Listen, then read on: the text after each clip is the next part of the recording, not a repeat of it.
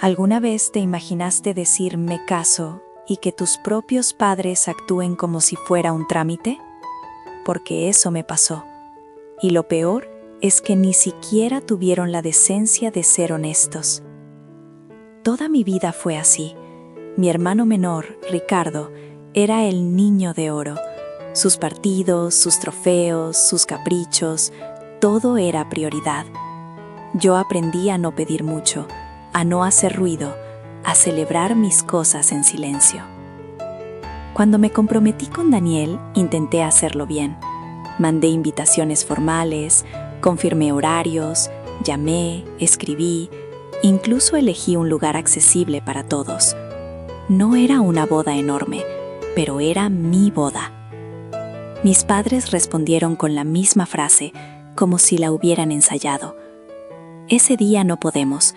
Ricardo tiene un partido importante. Yo respiré hondo. No supliqué, no discutí, solo dije, entiendo, y colgué.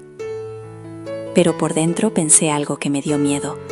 Si ni para esto vienen, entonces jamás van a venir para mí. Y ahí fue cuando tomé la decisión que cambió todo. No volver a perseguirlos, ni siquiera para decirles qué era exactamente lo que se estaban perdiendo. Para que se entienda, yo sí les dije que tenía un evento importante ese día, solo que no pronuncié la palabra boda, y algunos me preguntaron después por qué. Porque sabía exactamente cómo iba a ser si lo decía. Mi mamá, Sofía, habría soltado un «¡Ay, claro que vamos!», solo para quedar bien, y luego inventar una excusa de último minuto. Mi papá, Arturo, habría dicho que yo estaba exagerando, que no todo gira alrededor mío y que Ricardo tiene futuro. Ese libreto me lo sé de memoria. Daniel, mi prometido, se enojó cuando vi sus mensajes. No conmigo, con ellos. Me dijo, no tienes que rogarles. Si vienen, vienen. Y si no, nosotros igual nos casamos. Y esa fue la primera vez que sentí que alguien me elegía sin condiciones. Aún así, una parte de mí esperaba un milagro, que el día antes llamaran y dijeran, perdón, nos equivocamos, ahí estaremos. Pero no. Llegó la semana de la boda y mis padres seguían hablando del supuesto partido, como si fuera la final del mundo. Entonces confirmé el plan, nada de recordatorios, nada de ruegos, solo silencio. Lo que yo no sabía es que ese partido importante no solo iba a costarme una ausencia, iba a destapar una mentira tan absurda que cuando la verdad saliera, ya no habría vuelta atrás. El día de la boda amaneció precioso, de esos días que parecen hechos para fotos. Me arreglé con mis amigas, respiré, me miré al espejo y me repetí, no voy a dejar que ellos me arruinen esto. En la ceremonia estaban mi abuelo, mis tíos, mis primos, la familia de Daniel. Sonrisas, abrazos, lágrimas bonitas, pero había 2 sillas vacías que pesaban como piedras. Nadie me preguntó en voz alta dónde estaban mis padres, y lo agradecí, porque yo estaba sosteniéndome con alfileres.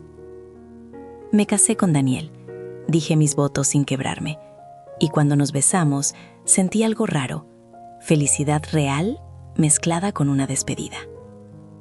Después, en la recepción, mi abuelo se me acercó y me dijo bajito, «Ellos no vinieron, ¿verdad?». Yo negué con la cabeza. Él apretó la mandíbula.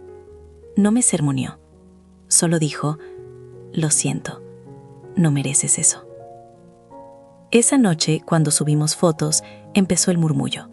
La gente notó la ausencia, y mis tíos, que ya estaban hartos de ver cómo me trataban, empezaron a hacer preguntas. Mis padres, mientras tanto, ni un mensaje, ni una llamada, como si el evento importante no existiera. Y entonces, 2 días después, apareció en redes una foto que no podía ser del partido. Era la prueba de que nos habían mentido. Y todavía faltaba lo peor. La foto era simple y devastadora. Mis padres y Ricardo sonriendo en Disneyland. Orejas de Mickey, helado en la mano y un texto de fondo tipo «El mejor fin de semana». No había gradas, no había cancha, no había partido, solo vacaciones. Mi tía Laura la vio primero, luego mi tío Andrés, y en cuestión de horas el chat familiar explotó. Alguien escribió: ¿no era que tenían que ir al partido? Mi mamá respondió rápido, como quien apaga un incendio. Fue después. No sean dramáticos.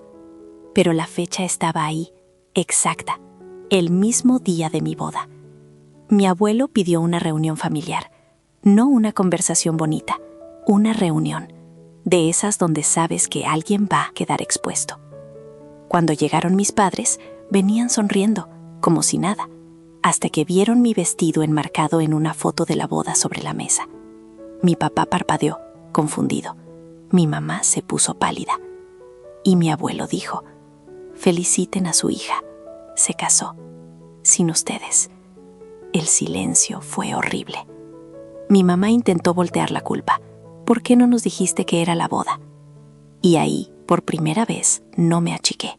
La miré y contesté: porque si me amaran, no habría importado la palabra. Pero lo que no esperaba era que mi papá también explotara, y no contra mí. Mi papá, Arturo, miró a mi mamá como si recién la estuviera viendo. Le dijo: ¿me estás diciendo que faltamos a la boda por Disneyland? Mi mamá intentó reírse, nerviosa. Dijo que Ricardo lo necesitaba, que era una oportunidad familiar, que yo siempre fui independiente. Y ahí mis tíos no la dejaron seguir. Mi tío Andrés soltó: ¿independiente porque ustedes la ignoraron? Mi tía Laura agregó: ni siquiera llamaron, ni un mensaje. Lo peor fue cuando preguntaron por el partido. Ricardo, acorralado, confesó que no había partido, que solo quería ir al parque, y que mis padres aceptaron sin pensarlo. El rostro de mi abuelo se endureció. Dijo, con una calma que daba miedo: hoy mismo van a pedirle perdón a su hija, y no un perdón para quedar bien, uno real. Pero mi mamá se puso a llorar y a victimizarse. Que yo la humillé, que la hice quedar mal, que cómo iba a saber. Entonces mi papá gritó: claro que sabías, solo no te importó. Ahí, delante de todos, dijo la frase que partió la casa en dos: si esto es lo que somos como familia, yo quiero el divorcio. Mi mamá se quedó helada. Ricardo se levantó furioso. Y yo sentí que me temblaban las manos. Porque en ese segundo entendí que esto ya no era solo mi boda.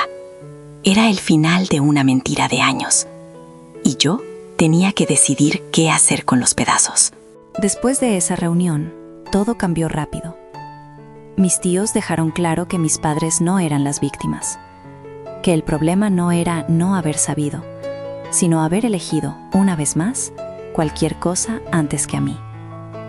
Mi mamá intentó llamarme varios días seguidos, no para preguntarme cómo estaba, sino para explicarse, para decir que yo la había puesto en contra de la familia. Mi papá, en cambio, me mandó un mensaje corto: lo siento, fallé. Y luego silencio. Supe por mi abuelo que seguía con la idea del divorcio. ¿Y yo? Yo hice algo que nunca había hecho. Bloqueé a mi mamá y a Ricardo. Dejé de contestar a los números que solo aparecían cuando querían algo.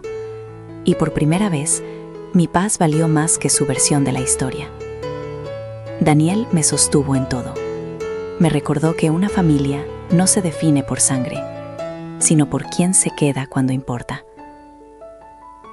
A veces duele pensar en mis 2 sillas vacías, pero también me acuerdo de las manos que sí me aplaudieron, de la voz de mi abuelo defendiéndome y de la certeza de que no me casé sola. Yo no los humillé, ellos se exhibieron. ¿Y ustedes?